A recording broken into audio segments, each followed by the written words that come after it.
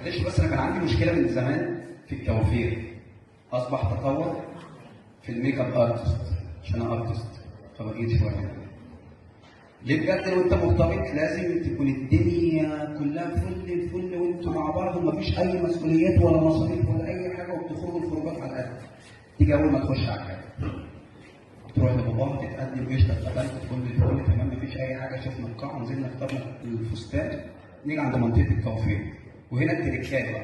انت بتحط في حسابك مثلا بادجت كله فستان شاكب راكب اي نام غرقان عايم كله مش هيعدي 2000 جنيه. تلاقي نفسك لابس في ميك اب ارتست بس 5000 جنيه.